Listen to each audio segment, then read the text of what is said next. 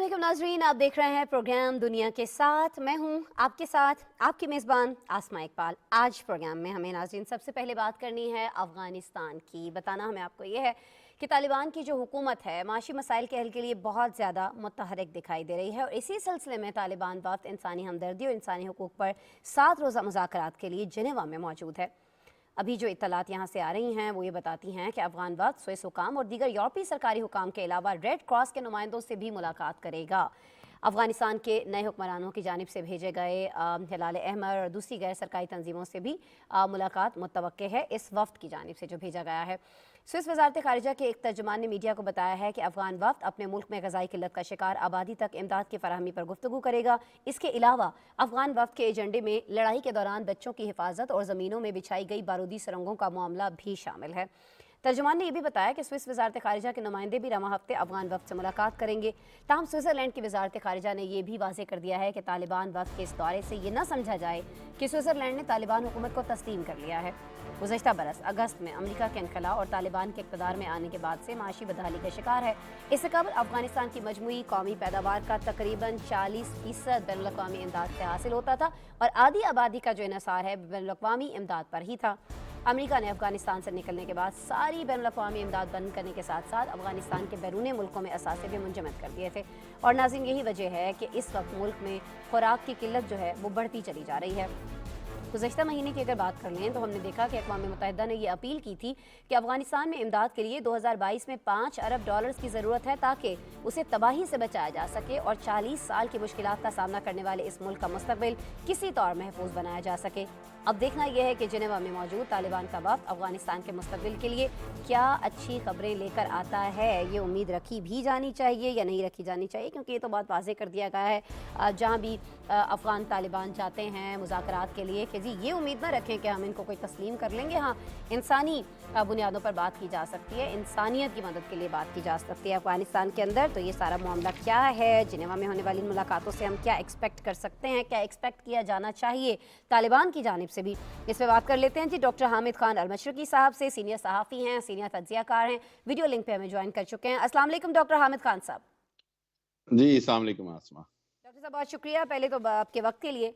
Doctor साहब ये फरमा दीजिएगा, तालिबान का वक्त जो है इंसानी हमदर्दी की बुनियाद पर इमदाद की फराहमी और इंसानी हुकूक के मामले पर मुज़ाकरात के लिए जिनेवा में मौजूद है।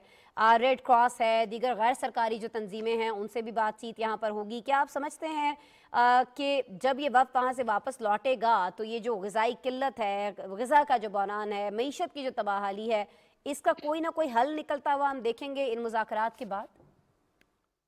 बहुत शुक्रिया आसमा। देखिए, बात ये है कि मैं जैसे कि ओस्लो मुज़ाकरात जिसमें बहुत ज़्यादा उम्मीद थी ओस्लो डिक्लेरेशन की शक्ल में, जहाँ इतने ममालिक बात कर रहे थे और नज़र आ रहा था कि शायद कोई इमदाद की सूरत निकल आए, तो उसमें कोई वाज़ेह कोई नतीजा नहीं निकला। तो मैं जेनेवा में इस नॉन गवर्नमेंट ऑर्गेनाइजेशंस की जो कॉन्फ्रेंस हो रही है जिसमें ये मैं ज़्यादा पुरुमीद नहीं हूँ। उसकी वजह ये है कि देखें, रेड क्रॉस हो और जो दूसरी ऑर्गेनाइजेशंस हैं उनके बड़े लिमिटेड रिसोर्सेज हैं, बड़े महदूद वसाइल हैं। वो तमाम जो इदारे हैं ये असल में दरअसल यूएनओ के अंडर तो चलते हैं, लेकिन इनकी तमाम फंडिंग उसी तरह है, मगरबी ममालिक के ज़ेरे असर है, उसमें अमेरिका का बहुत बड़ा किरदार है, उसमें यूरोप का बहुत बड़ा किरदार है। और जैसे कि अभी आप प्रोग्राम के इंट्रो में भी कह रही थी और मेरा कल एक आर्टिकल भी प्रिंट हुआ है, तो उसमें मैंने बड़ा वाज़ेह तौर पर कहा है कि एक तरफ तो यूरोप और मगरिब उम्मीद रखता है कि अफगानिस्तान दहशतगर्दी पर काबू पाए और किसी तरह भी कोई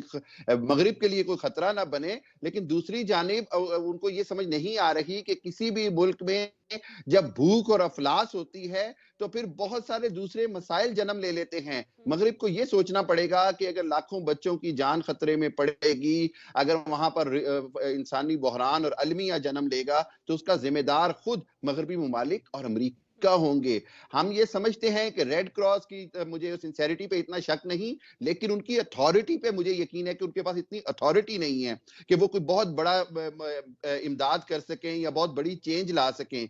और दूसरी जानिब अगर हम देखें तो जहां पर $5 अरब की बात है, मैं बार बार कहता हूं कि $9 अरब तो खुद अफगानिस्तान के ही मुंजमद कर दिए हैं अमेरिका ने। $1.5 अरब वर्ल्ड बैंक ने मुंजमद कर दिया है। $2.5-3 अरब इन 6 महीनों में इनको मिलना था, वो नहीं मिला है। उस सारे के बदले में $970 मिलियन मिले, जो कि ऊंट के मुंह में जीरे वाली बात है एक इकोनॉमी के हिसाब से, जहां तो ये तनख्वाहें जो 9 नहीं दी अरब जा सक डॉलर्स रही। हैं, बहुत पहले ये कहा जा रहा था सर, डॉक्टर हामिद खान साहब के ज़्यादा जो तहफ़्फ़ुज़ात हैं अमेरिका को, वो वहाँ पर मौजूद ख़्वातीन को लेकर हैं। अब ख़्वातीन के हवाले से हम बिल्कुल। देख रहे हैं, यूनिवर्सिटीज़ जब खुली हैं तो वहाँ पर हमें तालिबात जाती हुई दिखाई दे रही हैं। स्कूलों के बारे में तालिबान ने कहा है कि जी मार्च में जब हम स्कूल खोलेंगे तो बच्चियों के स्कूल भी हम खोल देंगे। अब और क्या ऐसे मुतालिबात रह गए हैं जिन पर अमेरिका को तहफ़्फ़ुज़ात हैं जिन चीज़ों के ऊपर, और ये जो 9 अरब डॉलर्स हैं ये बहाल नहीं किए जा रहे हैं? आपने बहुत अच्छी बात की। मैं ये मग़रिब का जो दोहरा मयार है, इसकी बार-बार निशानदेही करता हूँ कि एक जानिब तो तालिबान को ख़वातीन और बच्चियों की तालीम के नाम पर मुसलसल दबाया जा रहा है। तालिबान अपनी तरफ से पूरी कोशिश कर रहे हैं कि ये यकीन दहानी करवाएँ कि वो ख़वातीन के हकूक़ का ख़्याल रखेंगे, और दूसरी जानिब हमने देखा कि कल ख़वातीन इंडिया में एक ख़ातून को हिजाब पहनने की क्या सज़ा दी जाने की कोशिश की जा रही है। इंडिया की तरफ कोई नहीं देखता। दूसरे जो नॉन मुस्लिम कंट्रीज़ हैं, वहाँ पर भी औरतों की एक्सप्लॉइटेशन होती है। वहाँ पर भी ख़वातीन का इस्तेहसाल हो रहा है। मैं बिल्कुल होता है। कंबोडिया की मिसाल दे सकता हूँ, युगोस्लाविया की मिसाल दे सकता हूँ, बेशुमार ममालिक की। उनकी तो कोई बात नहीं करता है। आज आके हम कहते हैं कि कसर अफ़गानिस्तान या किसी मुसलमान मुल्क पर निकाली जाती है। दूसरी जानिब हम ये जानते हैं कि बहैसियत मुसलमान एक ख़ातून के, एक औरत के इतने हकूक़ हैं, और इसी हकूक़ की वजह से उन मर्दों को बाइसे रोज़गार होना ज़रूरी है। क्या आप इसलिए कि जी वो कोई छोटी-मोटी आपकी शर्त पूरी नहीं कर रहे और वो मर्द उसकी सज़ा भुगतेंगे? ये मैं समझता हूँ कि मग़रिब का दोहरा मयार है। एक जानिब मुल्ला मुत्तकी ने भी बड़ा वाज़ेह तौर पर कहा, वो हकीमी जो हैं उन्होंने भी बड़ा वाज़ेह तौर पर कहा कि हम कोशिश कर रहे हैं कि कदम ब कदम जो है वो आगे बढ़ें और कबूल होने, यानी डिप्लोमैटिक रिलेशन एस्टेब्लिश करने की तरफ जाएँ। अब मग़रिब अगर हर कदम आगे बढ़ते के साथ पीछे हटता जाएगा तो ये कभी भी मामला हल नहीं होगा। नहीं, और तो अगर ये क्यों 1900 फिर चाहा जा रहा है कि जानबूझकर, फिर तो ये दिखाई दे रहा है ना कि इस पहले से जंग जी, ज़दा, पहले से तबाहाल एक मुल्क को मज़ीद तबाहाली की जानिब धकेला जा रहा है, तो इसमें फिर बिल्कुल। मकासद क्या हैं? कुछ हमें ये भी आसमा समझा दीजिएगा। बहुत सारी मैं जगहों पर सर हम ये देखते हैं ना बिल्कुल, कि ये बहुत कोशिशें अच्छी हो बात रही की हैं। आपने। बिल्कुल, अस्मा इसमें 2 चीज़ें हैं। एक तो मैं समझता हूँ कि अमेरिका अपनी उस शर्मिंदगी की सज़ा अफ़गान तालिबान को देना चाहता है, जो सोच 20 में साला कमी है। जंग के ख़ात्मे के बाद इनको नज़र आई। जिस तरह ये अफ़गानिस्तान से भागे, जिस तरह ये निकले, और अगर पाकिस्तान इनकी मदद ना करता तो शायद इनकी हालत इससे भी बुरी होती। तो बजाए पाकिस्तान और अफ़गानिस्तान के शुक्रगुज़ार होने के, अमेरिका अफ़गान तालिबान के नाम पर अफ़गानिस्तान की अवाम को सज़ा दे रहा है। ये फ़र्क दुनिया को करना पड़ेगा, अक़वाम मुत्तहिदा को करना पड़ेगा कि क्या आप एक मुल्क की आबादी को किसी भी वजह से सज़ा दे सकते हैं? और दूसरी जानिब आप बिल्कुल ठीक कह रही हैं कि इसके अंदर मुझे ऐसे लग रहा है कि अफ़गानिस्तान को वो जो 40 साला खाना जंगी या जंग की सूरत-ए-हाल थी, उसमें मज़ीद जो है वो डैमेज होने का अंदेशा नज़र आ रहा है, और अमेरिका उसमें भरपूर हिस्सा डाल रहा है। मग़रिबी दुनिया आँखें बंद करके अमेरिका का साथ दे रही है, जिसकी कीमत जो है वो मैं समझता हूँ कि अफ़गान जंग-ज़दा अवाम को चुकानी पड़ेगी। और पाकिस्तान जितनी कोशिश कर सकता है कर रहा है, लेकिन आगे चल के जैसे मैंने एक बार फिर कहा कि चाइना और दूसरे ममालिक से एक उम्मीद रखी जा रही है कि वो आगे आएँ और इनकी मदद करें, और फिर जब इनकी मदद करेंगे तो वो इनकी हमदर्दियाँ भी समेटेंगे, और फिर मग़रिबी दुनिया इस पर सवालात उठाएगी। हाँ, सही है, सही है। अच्छा, तो फिर ये बता दीजिए कि तालिबान को अब इसमें क्या करना चाहिए है? जगह-जगह वो जा रहे हैं, अपनी चीज़ें जो खुद से वो कर रहे हैं, वो दुनिया के सामने रख रहे हैं, लेकिन उन चीज़ों के करने के बावजूद, जैसे हम ख़्वातीन की तालीम की बात कर रहे हैं, उस हवाले से इक़दामात किए जा रहे हैं। बहुत सारी और जगहें हैं, जहाँ बिल्कुल, बहुत ज़्यादा तालिबान ने लचक दिखाई है, जो कि एक्सपेक्ट नहीं किया जा नहीं रहा की था, जा लेकिन उन्होंने बिल्कुल। दिखाई है कि चलिए जी, आप हमें हेल्प आउट तो करें ना किसी तरीके से। नहीं किया जाता है हेल्प आउट, नहीं मदद की जाती है, नहीं इस मुश्किल से निकाला जाता है, तो व्हाट नेक्स्ट? क्या ऑप्शन है 2 उनके चीज़ें पास में? हैं आसमा 2 चीज़ें हैं। एक तो ये कि मैं कहूँगा कि मग़रिब को चाहिए कि किसी भी हालत में तालिबान को इतना ना आज़माएँ कि वो हुँ, उस मुकाम पर खड़े हो जाएँ कि वो फिर मुज़ाकरात पे तैयार ना हों। ایک چیز. دوسری چیز یہ کہ میرا خیال یہ ہے کہ طالبان کی حکمت عملی میں ایک کمزوری نظر آ رہی ہے، اور وہ یہ کہ وہ جو برادر مسلمان ممالک ہیں ان کی طرف زیادہ رجوع نہیں کر پا رہے، ان کو کنونس نہیں کر پا رہے، چاہے وہ OIC کے وزرائے خارجہ کا ہنگامی اجلاس ہو یا اس کے بعد کی صورتحال. تو میرا خیال یہ ہے کہ اب مسلمان ممالک کے اوپر ذمہ داری ہے کہ وہ بھی تھوڑا سا آگے آئیں، خصوصاً امیر مسلمان ممالک جو ہیں، کیونکہ ایک مسلمان کی اگر جان جائے گی تو پوری امت اس کی ذمہ دار ہوگی. میرا ذاتی خیال ہے کہ طالبان کا اگلا جو قدم ہونا چاہیے وہ یہ کہ وہ اب مسلم دنیا کو کانفیڈنس میں لیں، اور اس میں ترکی اور ایران، سعودی عرب، پاکستان تو ساتھ ہے ہی، ان ممالک کے ساتھ کچھ اس طرح کے تعلقات جس کو ہم کہتے ہیں نا اعتماد سازی کی فضا پیدا کی جائے، کانفیڈنس بلڈنگ میجرز لیے جائیں، تاکہ یہ جو پہل کون کرے؟ ڈاکٹر حامد خان صاحب، میرا پاکستان تو خیال کر ہے رہا ہے، OIC وزرائے خارجہ کانفرنس ہوتی ہے، پاکستان آگے بڑھتا ہے، سب کو مدعو کرتا ہے، دعوت دیتا ہے، معاملہ حل کروانے کی کوشش کرتا ہے، لیکن نتیجہ کچھ اس طرح سے نہیں نکلا ہے جس طرح سے پاکستان چاہ رہا تھا. اب کیا کرے پاکستان، اگر ہم اپنی بات کر لیں؟ پاکستان کے لیے دیکھیں، پاکستان کی سچویشن جو ہے نا وہ بڑی نازک ہے. پاکستان چونکہ افغانستان کا ہمسایہ ہے، اللہ نہ کرے اگر وہاں پہ ریفیوجیز کا کرائسس آتا ہے تو وہ بھی پاکستان میں آتے ہیں، مہاجرین آتے ہیں تو ہم تو 30-40 لاکھ کو پہلے ہوسٹ کرتے رہے، ہماری اکانومی پہ اثر پڑتا ہے. تو اس صورتحال میں پاکستان کے پاس چوائس یہی رہ جاتی ہے کہ وہ مغربی دنیا کو بھی سمجھائے، اور خصوصاً مسلمان ممالک اور افغانستان کے درمیان برج کا کردار ادا کرے، ویسٹرن ورلڈ اور افغانستان کے درمیان برج کا کردار ادا کرے، اور دنیا کو اس بات پر جو ہے وہ باور کروائے کہ اس کے بنا جو ہے وہ پوری دنیا اس کے اثرات کا شکار ہوگی. اور طالبان کے پاس میں سمجھتا ہوں یہ ایک چوائس ابھی موجود ہے کہ وہ چائنا سے بھی کھل کر بات کریں، وہ رشیا سے بھی کھل کر بات کریں، اور ویسٹرن ورلڈ کو یہ میسج جانا چاہیے کہ اگر اب آپ کچھ نہیں کریں گے تو ہم اپنے عوام کو، طالبان اپنے عوام کو مرنے نہیں دیں گے، بلکہ وہ کوئی بھی راستہ اختیار کریں گے، چاہے وہ چائنا کی مشروط امداد ہو یا رشیا کی مشروط امداد ہو یا مسلمان ممالک کی طرف سے ایک طرح سے ریسکیو کرنے کی کوشش ہو. وہاں سے کیا میسج آنا چاہیے؟ یہ تو آپ نے حامد خان صاحب یہ فرما دیا. اقوام متحدہ کی جانب سے کیا میسج جانا چاہیے، کس طرح سے جانا چاہیے کہ یہ جو اربوں ڈالرز کی بات کی جا رہی ہے جو 2022 میں درکار ہیں افغانستان کو بھوک سے، افلاس سے، تباہی سے بچانے کے لیے، اس پر کم از کم کوئی کان تو دھرے؟ دیکھیں، بات یہ ہے کہ 3 کوششیں کی گئی ہیں پچھلے 2 ماہ میں، کسی نہ کسی طرح اقوام متحدہ کا کوئی ہنگامی اجلاس بلا لیا جائے افغانستان کی صورتحال میں، اور ابھی تک اس میں کامیابی نہیں ہو رہی، کیونکہ ہمیں پتا ہے کہ در پردہ وہ کون سے ممالک ہیں جن کی مرضی کے بغیر ہنگامی اجلاس تک ہونا ممکن نہیں ہے. سو اس لیے اقوام متحدہ کی جو اپنی کریڈیبلٹی اور ساخت ہے، جو ساکھ ہے، وہ بڑی کمزور پڑتی جا رہی ہے، اور اقوام متحدہ کے لیے ضروری ہے کہ اب وہ کوئی کردار ادا کرے، ورنہ آہستہ آہستہ اس کا جو نام اور کردار ہے وہ امریکہ یا مغرب کے ایک طفیلی ادارے کے طور پر دیکھا جائے گا، نہ کہ دنیا کی ایک بڑی آرگنائزیشن کے طور پر. ہم نے دیکھا کہ مسلمان ممالک کے آسما جتنے بھی مسائل آئے ہیں پچھلے 70 سالوں میں، تب سے اقوام متحدہ مسلمان ممالک کے مسائل حل کرنے میں ناکام ہے.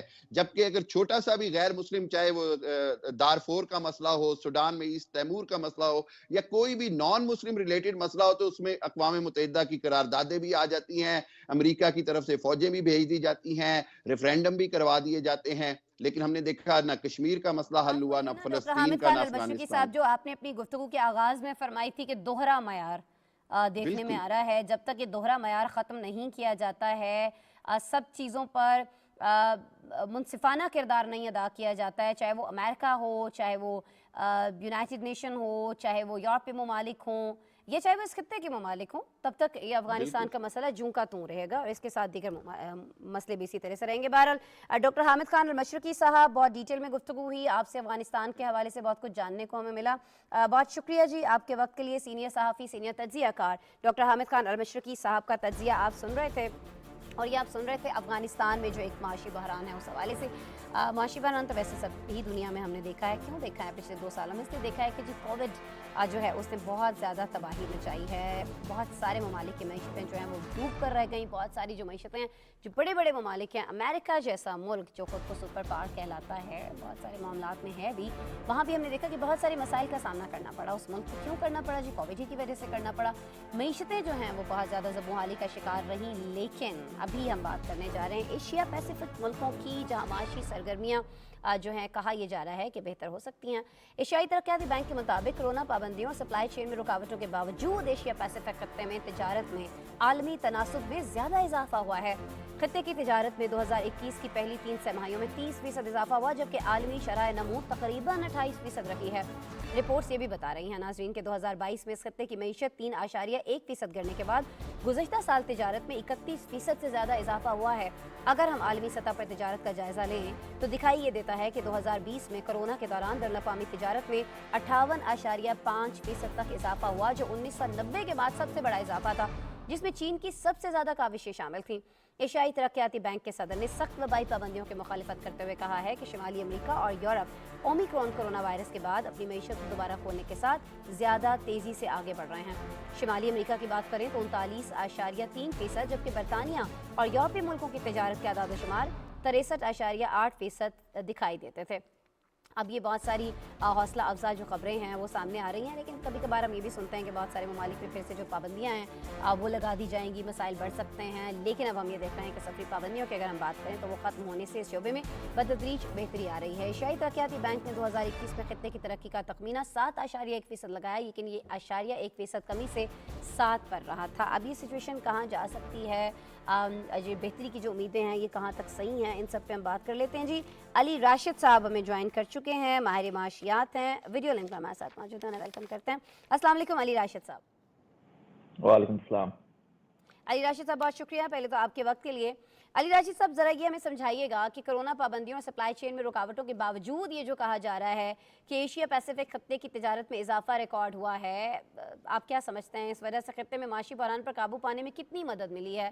ایشیائی ترقیاتی بینک نے جو اعداد و شمار جاری کیے ہیں بہت حوصلہ افزا انہیں قرار دیا جا رہا ہے. کیا رواں سال بھی ترقی کا یہ سلسلہ جاری رہنے کی امید کی جا سکتی ہے, کیونکہ نئے ویریئنٹس تو ابھی بھی سامنے آ رہے ہیں, پابندیاں تو کہا جا رہا ہے کہ 2022 میں بھی بہت ساری شاید لگانا پڑے. اعوذ باللہ من الشیطان الرجیم, بسم اللہ الرحمن الرحیم. دیکھیں, سب سے پہلے جو چیز سمجھنے کی ضرورت ہے خاص طور سے اس خطے میں اور پاکستان میں, پابندیاں جیسے باقی ملکوں میں یہ شاید اللہ کی طرف سے ہوا. جس قسم کا امپیکٹ کرونا اور کووڈ کا آیا پوری دنیا میں, اس قسم کا ہم نے جس طرح چیزوں کو مینیج کیا وہ بہت بہتر تھیں. اور لاک ڈاؤنز بھی ہم نے ایک اسپیشل قسم کے لگائے, جس اسمارٹ قسم کے اسمارٹ لاک ڈاؤنز.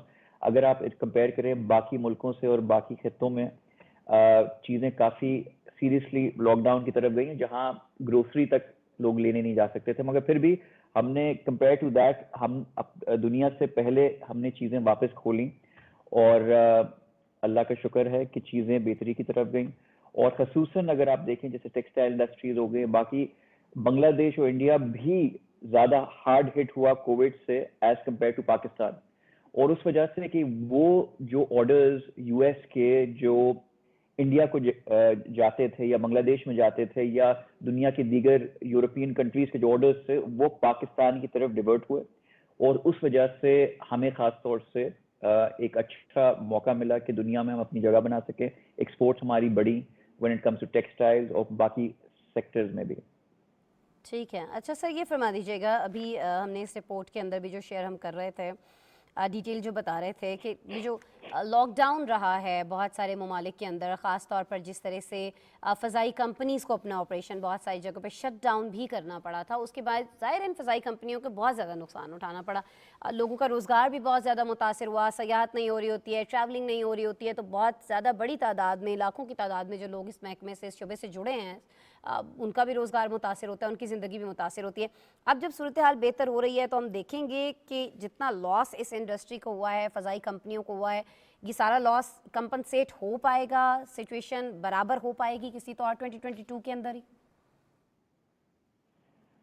دیکھیں, برابر تو آئی وونٹ سے کہ اٹ ول بی پاسبل کہ امیجیٹلی برابر ہو سکے, بٹ بہتری کی طرف ضرور جائے گی. And I think it's human nature کہ اگر آپ کسی چیز کو ریسٹرکٹ کریں اور لوگوں پہ پابندی ہو فار واٹ ایور ریزن کہ وہ ٹریول نہیں کر پائے, تو ایونچولی جب وہ ریسٹرکشنز ایز ہوتی ہیں تو لوگ پھر ٹریول کی طرف جاتے ہیں. کچھ لوگوں کی بزنس ٹریولز ہوتے ہیں جو کسی بھی وجہ سے وہ ٹریول نہیں کر پائے, پھر ان کو وہ بزنس کے لیے کرنا پڑتا ہے تو وہ کر رہے ہوتے ہیں. پھر ویکیشن اور ویسے بھی ٹریول, تو آئی تھنک ٹریول انڈسٹریز کی طرف جو چیزیں جا رہی ہیں بہتر ہوں گی. اور کووڈ ریسٹرکشنز کی وجہ سے کافی ایس او پیز جو ایئر لائن نے کافی اگر آپ نے نوٹس کری ہوں گی کہ فار ایگزامپل جو اسنیکس ہوتے ہیں, کھانا ہوتے ہیں, کچھ ایئر لائنز نے ٹکٹ کی کاسٹ اتنی رکھی ہوئی ہے مگر فوڈ اور بیوریجز ایکسیٹرا وہ انہوں نے کٹ ڈاؤن کر دیے کووڈ ایس او پیز کی وجہ سے, جو دیٹس اندر ریزن جو ان کو فائدہ مند ثابت چیزیں ہو سکتی ہیں. بٹ امید ہے کہ چیز بہتری کی طرف جائے, اور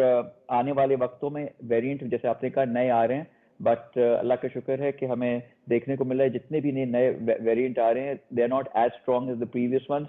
اور جیسے یہ ہوتے جا رہے ہیں, ایک میں WHO کی رپورٹ پڑھ رہا تھا کہ یہ ویریئنٹ آ کے they might just die out اور بالکل ایک روٹین کی ایک یہ کولڈ بن جائے گا, جیسے آپ کو نزلہ زکام ہوتا ہے ویسے ہی آنے والے وقتوں میں کرونا اور کووڈ بھی ہوگا.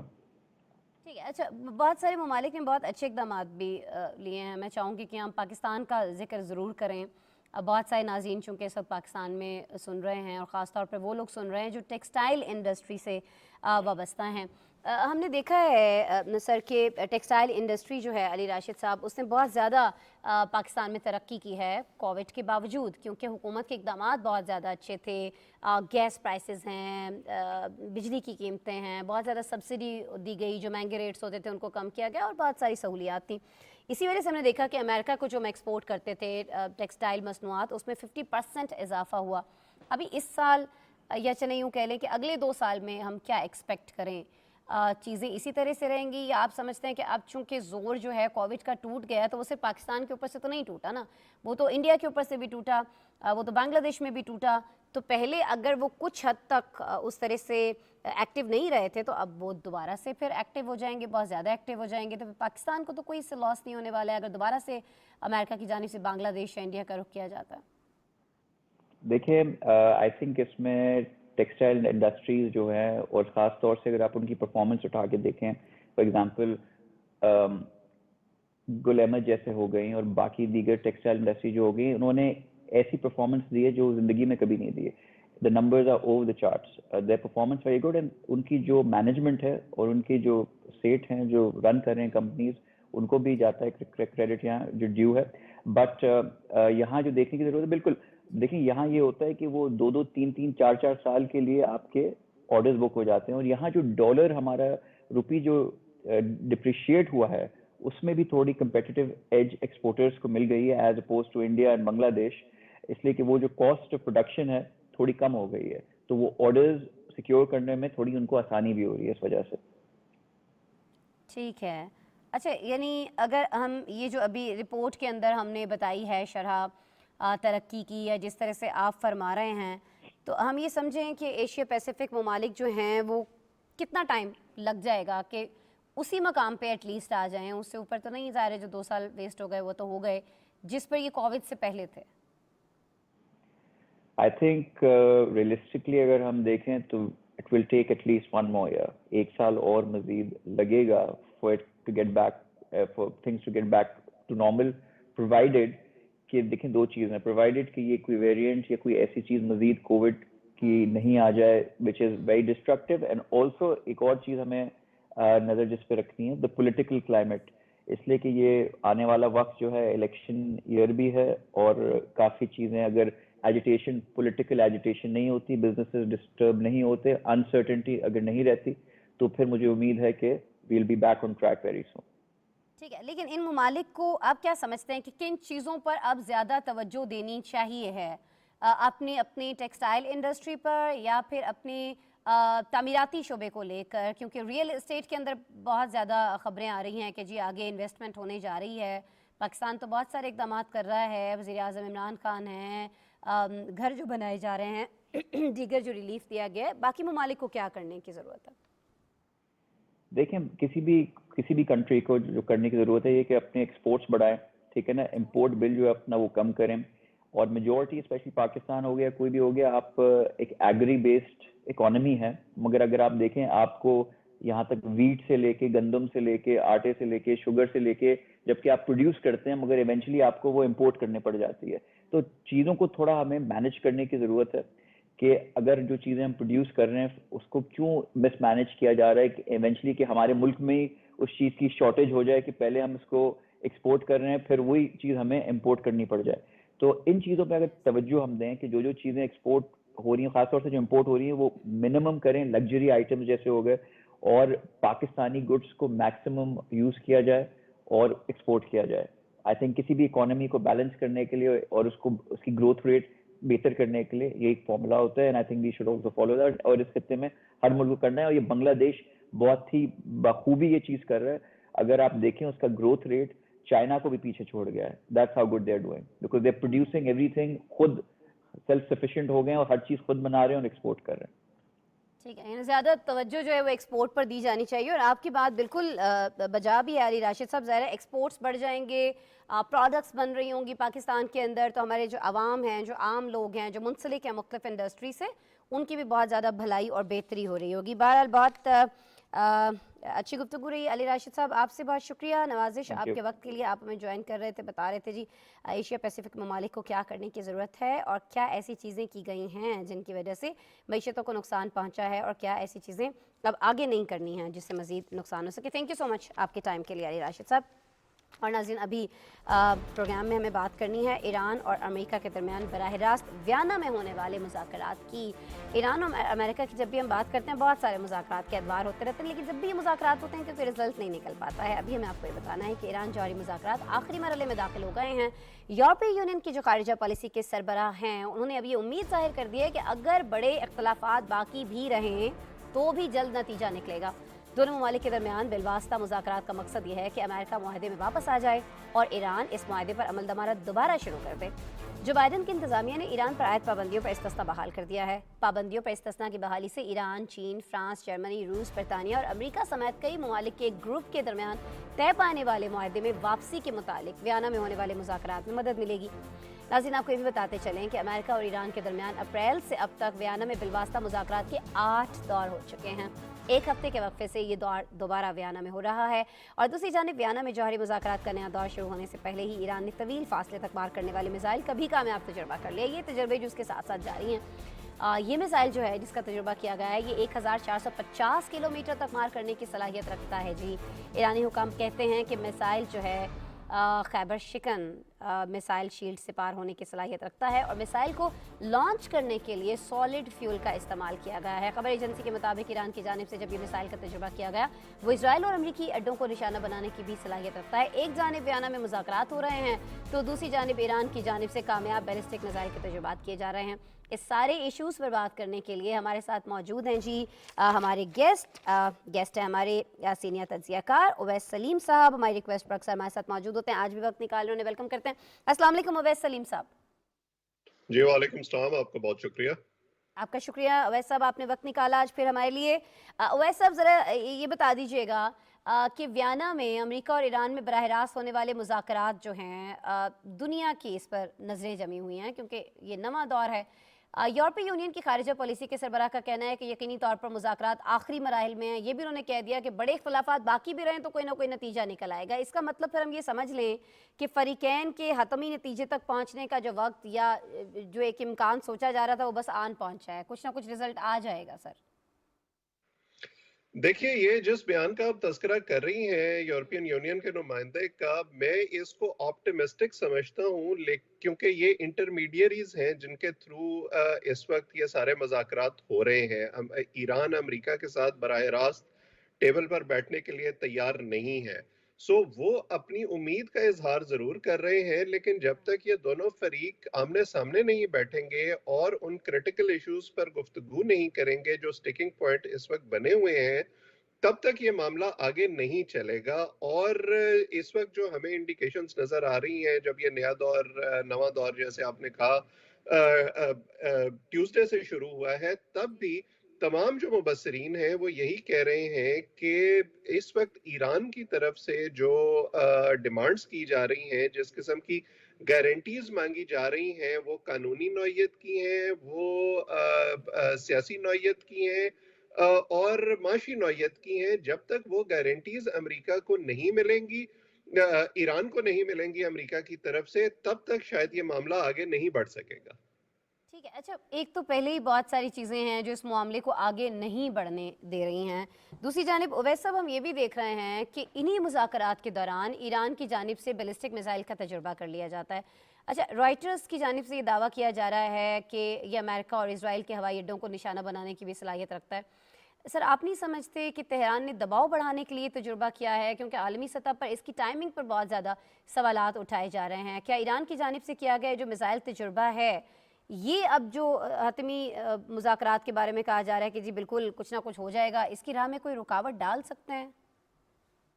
जी, मैंने इस मिसाइल के तजर्बे के हवाले से जो कवरेज है वो देखी है, और उसमें से ज़्यादातर जो ओरिजिनेट हुई है वो इसराइली सोर्सेस से ओरिजिनेट हुई है। और आपको देखना होगा कि इसराइल का ईरान के हवाले से एक ख़ास किस्म का नुक्ता नज़र रहा है।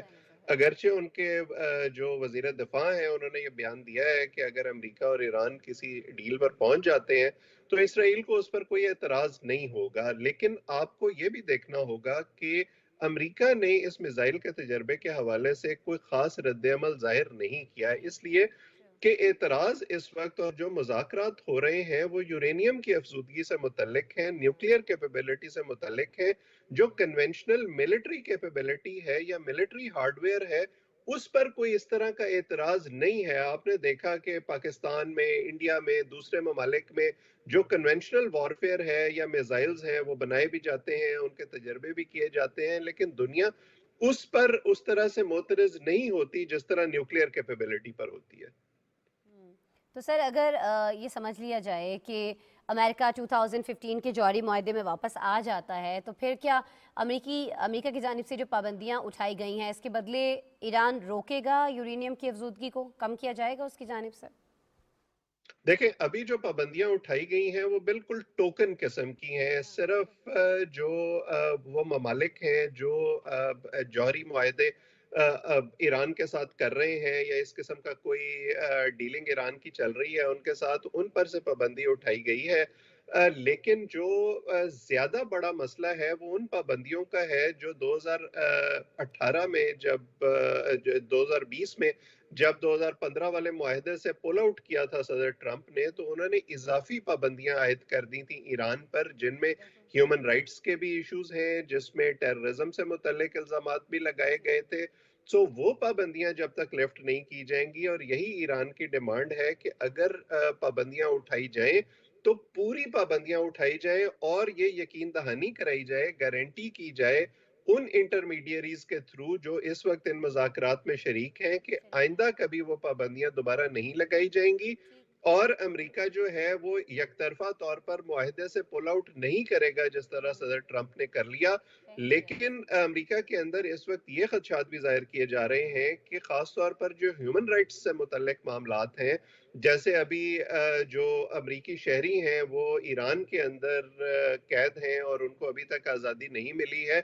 जब तक ये मामलात हल नहीं होते तो शायद वो गारंटीज दोनों तरफ से मिलना ज़रूरी है, जिसके बाद कोई ब्रेक थ्रू हो सकेगा। ईरान यकतरफा तौर पर यह दबाव डालकर यह डील हासिल नहीं कर सकता।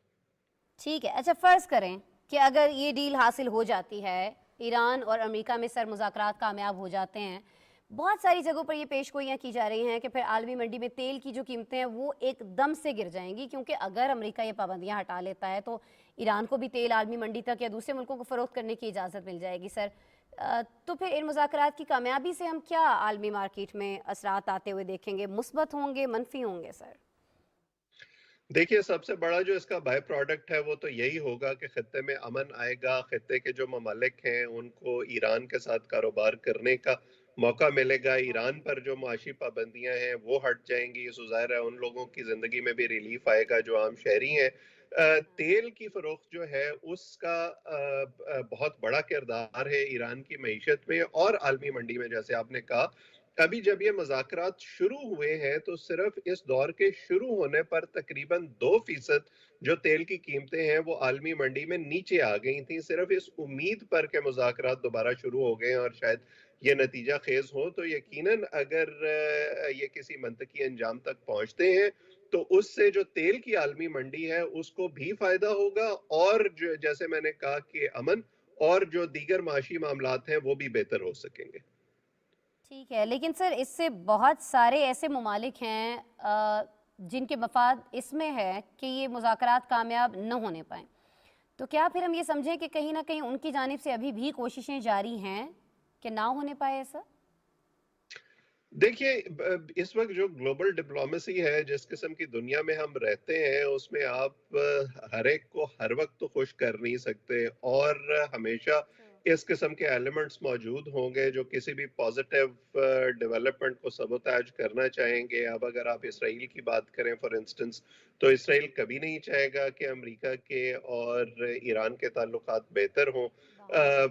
پبلک پاسچرنگ جو ہے یا جو میڈیا کی کنزمپشن کے لیے بیانات ہیں وہ اپنی جگہ ہیں، لیکن اس کے باوجود اس وقت جو صورتحال ہے اس میں جو گارنٹرز ان مذاکرات میں شریک ہیں، جو ان دونوں فریقین کو قریب لا رہے ہیں، اور جو دونوں بڑے فریق ہیں ایران اور امریکہ، ان کی طرف سے جس قسم کی انڈیکیشن دی جا رہی ہے بار بار، اس سے یہ لگتا ہے کہ وہ اس قسم کے روڈ بلاکس کو عبور کر چکے ہیں اور معاہدے کی طرف بڑھنا چاہتے ہیں۔ سو میرے لیے ذاتی طور پر یہ جو ویلنگنس دونوں طرف سے دکھائی جا رہی ہے، باقی تو پھر نیگوسیشن کا آرٹ ہے کہ جب آپ ٹیبل پہ بیٹھتے ہیں تو کون سی سائڈ جو ہے وہ زیادہ بلنک کرتی ہے، کون سی سائڈ گیو اینڈ ٹیک میں کیا دیتی ہے اور کیا لیتی ہے، وہ ڈیٹیل ہے اور وہ جزیات ہیں جو بعد میں طے ہو جاتی ہیں، لیکن ان مذاکرات کا ہونا اور آگے بڑھنا ہی اس وقت میرا خیال ہے کہ خوش آئند ہے۔ ایک اچھی وہ ہے سائن اس کو کہا جا سکتا ہے۔ اچھا بہرحال بہت شکریہ اویس سلیم صاحب آپ کے تجزیے کے لیے، اتنی ساری انفارمیشن کے لیے جو آپ نے ہمارے ساتھ شیئر کی ہے، کون اس میں کیا کردار ادا کر سکتا ہے، کیا اس کا نقصان ہے، کیا اس کا فائدہ، آپ روشنی ڈال رہے تھے، بہت شکریہ۔ اویس سلیم صاحب آپ براہ راست ہمارے ساتھ موجود تھے، سینئر تجزیہ کار، ان کا تجزیہ آپ سن رہے تھے۔ ایران امریکہ مذاکرات کے حوالے سے بہت ہی پرانا تنازع جی، بہت ساری جگہوں پر ایسا لگتا ہے کہ حل ہو چکا ہے، لیکن اس کے بعد پھر امریکہ خود سے اس معاہدے سے نکل جاتا ہے، اب خود سے پھر ایفرٹس بھی ہوتے ہیں کہ واپس آیا جا سکے۔ لیٹس سی کیا ہوتا ہے۔ پروگرام میں اب ہم آپ کو لے کر جا رہے ہیں براعظم افریقہ، اس لیے لے کر جا رہے ہیں کیونکہ وہاں 1,30,00,000 انسانوں کو اس وقت خوراک کی قلت کا سامنا ہے۔ جی ہاں، 1,30,00,000 لوگ۔ اقوام متحدہ کے ورلڈ فوڈ پروگرام کے مطابق افریقہ قحط سالی کا شکار ہے، جہاں فصلیں تباہ ہو چکی ہیں، مویشی یہاں پر مر رہے ہیں اور خطے میں بھوک بھی جو ہے وہ بڑھتی چلی جا رہی ہے، لوگ نقل مکانی میں مجبور ہیں۔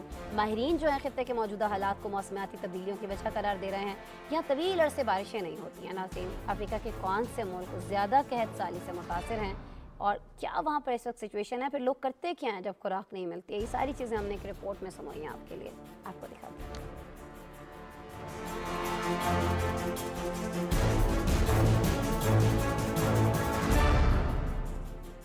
افریقی ممالک قحط سالی کا شکار ہیں، جہاں خوراک کی قلت بڑھتی جا رہی ہے۔ 1,30,00,000 انسان خوراک کی قلت کا شکار ہیں۔ اقوام متحدہ نے خطرے کی گھنٹی بجا دی ہے۔ رپورٹس کے مطابق ایتھوپیا، کینیا، صومالیہ میں چراگاہوں اور کسانوں کی آبادی کو متاثر کیا ہے، جہاں بارشیں نہ ہونے کے باعث فصلیں تباہ ہو چکی ہیں، مویشی مر رہے ہیں، لوگ نقل مکانی پر مجبور ہیں۔ موسمیاتی تبدیلیوں کی وجہ سے آنے والے وقت میں حالات مزید خراب ہونے کا خدشہ ظاہر کیا ہے۔ افریقی ملکوں میں کورونا اور موسمیاتی اثرات سے اشیاء خوردونوش کی قیمتوں میں اضافہ ہو گیا ہے۔ مہنگائی اور زرعی مزدوروں کی کم مانگ نے لوگوں کی خوراک خریدنے کی صلاحیت کو بھی کم کر دیا ہے۔ یونیسیف کے مطابق ایتھوپیا میں 6 ملین سے زیادہ بچے خوراک کی قلت کا شکار ہیں۔ یہاں لوگوں کو مارچ کے وسط تک فوری انسانی امداد کی ضرورت ہوگی۔ صومالیہ کی این جی اوز کے اعداد و شمار کے مطابق صومالیہ میں مجموعی طور پر 7 ملین سے زیادہ لوگوں کو فوری مدد کی ضرورت ہے۔ ماہرین کا کہنا ہے کہ موسمیاتی تبدیلیوں کی وجہ سے شدید موسمی واقعات کی تعداد اور شدت میں اضافہ ہو رہا ہے۔ افریقہ کے مشرقی علاقوں کے لیے ورلڈ فوڈ پروگرام کے علاقائی ڈائریکٹر مائیکل نے بتایا کہ پورے خطے میں غذائی قلت کی شرح بھی بلند ترین سطح پر ہے۔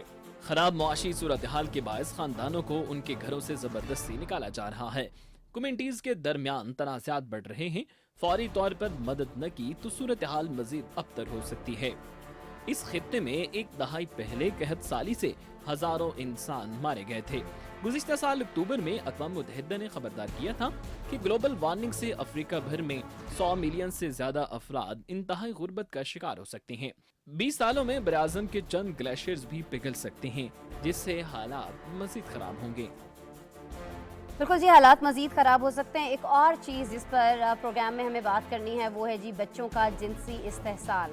बहुत ही मुश्किल है इस पे बात करना, ख़ास तौर पर उन लोगों के लिए जिनके घर में बच्चे मौजूद होते हैं, नहीं भी होते हैं। तो जी बच्चे तो चीज़ ही ऐसी है ना, जो आप तो किसी जानवर का भी बच्चा देख लें तो उसके साथ भी आप कुछ नहीं कर सकते हैं, पर ये इंसान ही इंसानों के बच्चों के साथ ये सारी चीज़ें क्यों कर रहे हैं? चीज़ें बहुत सारी जगहों पर हो रही हैं, तकरीबन हर मुल्क के अंदर हो रही हैं। लेकिन अभी हमें ख़ास तौर पर पोप बेनेडिक्ट की बात करनी है, जिन्होंने गुज़िश्ता माह सामने आने वाले बच्चों की जिनसी इस्तेहसाल की रिपोर्ट के बाद अभी ये इतराफ़ कर लिया है कि जब वो म्यूनिख के आर्च बिशप थे तो जिनसी ज़्यादती के मामलात को संभालने में उनसे गलतियाँ हुई और इस सिलसिले में अब साबिक पोप बेनेडिक्ट ने मुआफ़ी भी मांग ली है।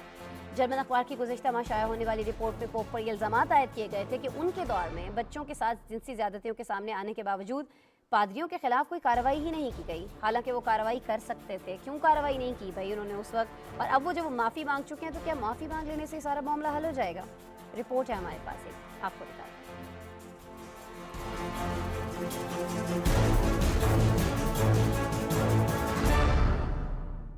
साबिक पोप बेनेडिक्ट आजकल बच्चों के जिनसी इस्तेहसाल के केस में फंसे हुए हैं।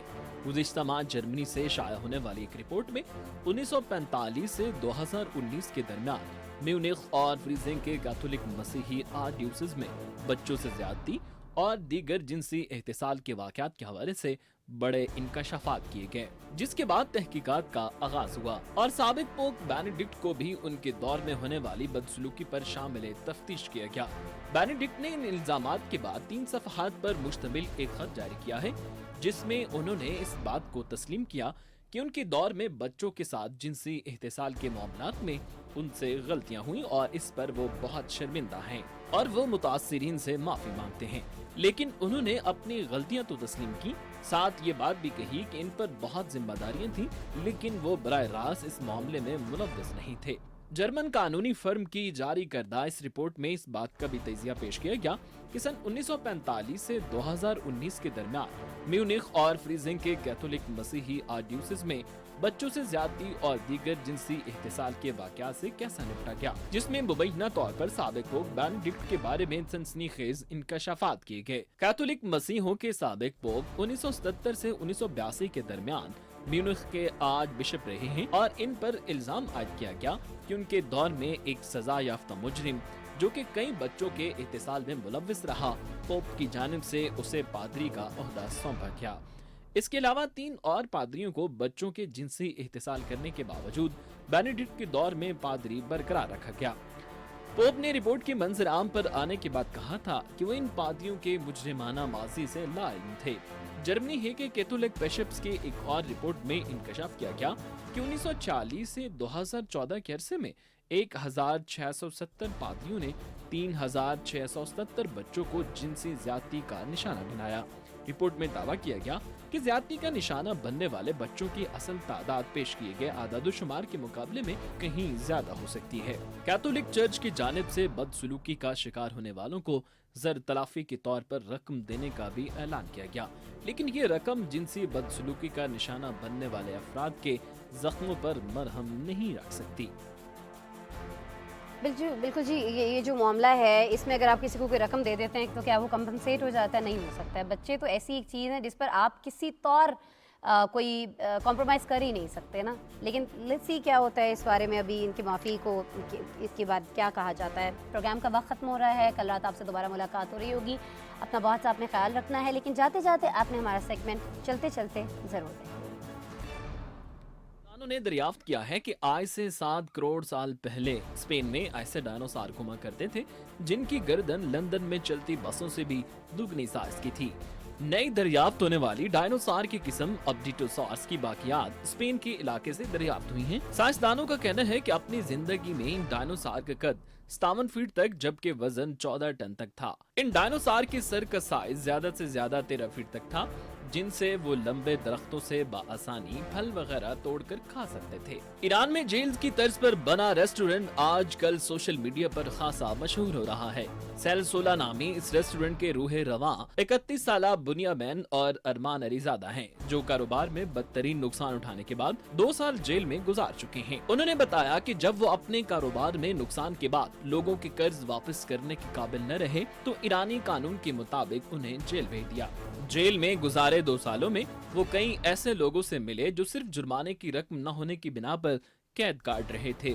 जेल से निकलने के बाद उन्होंने अपने दोस्त के साथ मिलकर ऐसे लोगों की रिहाई में मदद के लिए इस जेल की थीम पर रेस्टोरेंट कायम किया और इसकी तस्वीरें सोशल मीडिया पर डालना शुरू की, जो कि अपने मुनफरिद अंदाज और खुश जायका खाने की वजह से लोगों में खासा मकबूल होता जा रहा है। इंडोनेशिया के जजीरे सेलासीवी में 13 फीट से जायद लंबे मगरमच्छ के गले में 6 साल कबल एक टायर फंस गया था। जानवरों से मुताल्लिक तंजीमों और मकामी अफराद ने मुतअद्दिद बार मगरमच्छ के गले से टायर निकालने की कोशिश की, लेकिन नाकाम रहे। मकामी लोगों में हार वाला मगरमच्छ के नाम से मशहूर मगरमच्छ के गले से टायर निकालने के लिए इंतजामिया ने इनाम का ऐलान भी किया, लेकिन कोई भी टायर न निकाल सका। 6 साल बाद जकार्ता से ताल्लुक रखने वाले एक परिंदे पकड़ने वाले माहिर की जानिब से ये जिम्मेदारी अपने सर ली गई और कई घंटों की अनथक मेहनत के बाद मगरमच्छ को इस अजाब से निजात दिला दी गई। मसनूई बाजू तैयार करने वाला पाकिस्तानी स्टार्टअप बायोनिक्स माजूर अफराद के लिए उम्मीद की किरण बन गया। बायोनिक्स नामी स्टार्टअप मसनूई ज़ियानत यानी आर्टिफिशियल इंटेलिजेंस से लैस इंसानी अज़ा तैयार कर रहा है, ताकि जो लोग पाकिस्तान में पैदाइशी तौर पर या फिर हादसात की वजह से अपने बाजुओं से महरूम हो जाते हैं, वो लोग बेहतर जिंदगी गुजार सकें।